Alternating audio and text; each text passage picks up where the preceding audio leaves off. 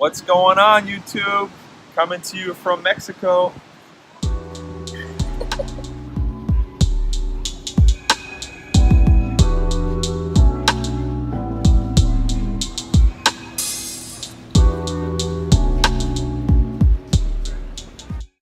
We're coming to you from Cancun. As you can see, it's gorgeous behind us. Look And at we that have water. our girls with us because it is nap time. Someday we think this video may give you a couple tips and just show you how special and how easy it is to travel with a family. The first couple of times might be a little difficult. You might feel like, oh, I don't want to do this with my kids, but keep on trying. Our kids travel so well now. They sleep every time they get into a car, into a plane. Let's start with the schedule. What we try to do from the get-go is stick with the schedule of what it is back at home in that present time zone. Yeah.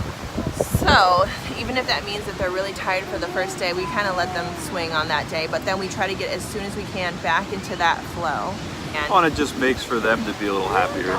Once you're getting them on that routine, you realize, okay, there's going to be probably 3 hours of your day that you are indoors with your kids during that daytime.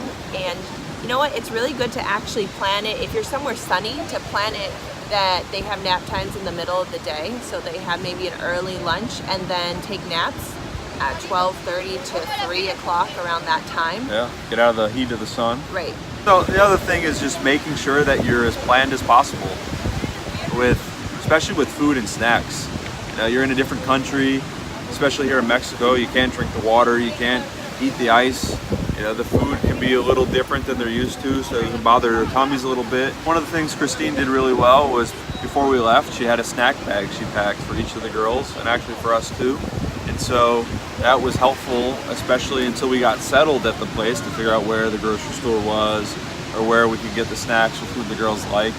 Also carrying those Ziploc bags so that when you want to get snacks, when you're actually in a country and then carry those snacks with you in bags is really helpful. So we bring those same like big gallon bags with us and we reuse them so that we can put snacks in them or drinks throughout the time for the kids. Yeah. Or maybe if you have a really bad diaper for a little one, a little Ziploc bag or like doggy poop bags might be helpful because you don't want to be in a hotel room and then you have a really bad diaper and then you have to throw it away. You're stuck. And then you're stuck with a smelly room. So you bring those little doggy poop bags and tie them off and then you can throw them in the trash and not have any issues. The other tip is TSA PreCheck.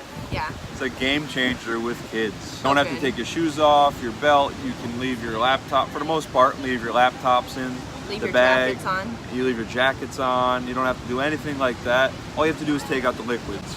And because you're pre-check, they're a little more flexible in terms of how they have to test. So we were able to bring 4 bottles of water, and some milk, and some juice. Okay, Yep. Another tip is change your expectations a little bit. Don't expect that you're going to go on vacation and be able to hit every little thing you want to do. Be able to go with the flow. So we'll sometimes throw the girls in a stroller and just walk around. And we've seen a lot of new things that we wouldn't have seen if we didn't have the kids, because we would have been rigid, planned, let's do this excursion, this, that, and the other thing. But instead, we were able to explore a little bit. We're gonna go up there, baby. What's your favorite part of traveling as a kid? Playing with toys. Playing with toys. That's a great idea. So we brought with us in our, not carry-on, one of our suitcases, sand toys. If you're at the beach, sometimes you don't know if you're going to be able to get a hold of sand toys or toys for the kids. So we bring our own and it pays off. Yeah, and then a couple other little, you let them choose 1 or 2 of their favorite toys to bring with them. And make sure you have headphones on the plane, making sure if you have an iPad or a tablet, some type of device that has downloaded movies, because the longest portion of our last flight, the Wi-Fi was down, so we couldn't put a movie on if we didn't have it downloaded. So that worked out well. The other thing we did, we brought the swimmy life jacket things for the girls. Yeah. Having them, now we can go swimming in a pool and not have to worry about it. Right. Another thing is, even if we're not in a tropical location, we realize that the kids like to go in the pool.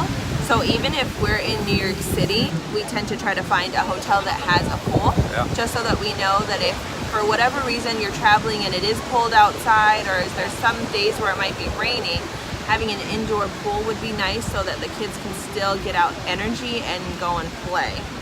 Yeah, and then bedtime. So we talked about nap time a little bit, but the other thing is, not that we were ever big partiers, but now you just don't have the expectation that you're gonna go out and, like here in Cancun, everyone goes out at night. Not that we ever did. Not that we ever did. We did at some points in our life. Well, not in Cancun. Oh, yeah. We've only been here with kids. Listen, if you want to go out at night, just make sure you bring someone who can watch your kids. But instead, we were in bed at 10 o'clock last night. But we experienced some awesome things with our girls that we... And sunrises. I never was up for sunrises on vacation prior to kids. But because I'm up earlier, I'm up for sunrises and just being able to start the day earlier. And I feel like there is so much more to do in the morning without so much tourists, no matter where you are. It's just, you're able to get a lot more stuff done, a lot more sightseeing done in the mornings before everybody wakes up at 11 and 10 o'clock. Yeah, and then the experience putting the kids to bed is different than at home. Our girls were just so loving playing with each other. Not that they're not at home, but just... they're with us. They're with us all day. And so it's just, their love just comes out, I think, a little bit more.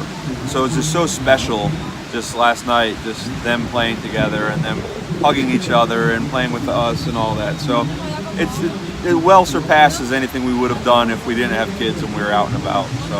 So from Mexico, from our family to yours. Adios. Adios.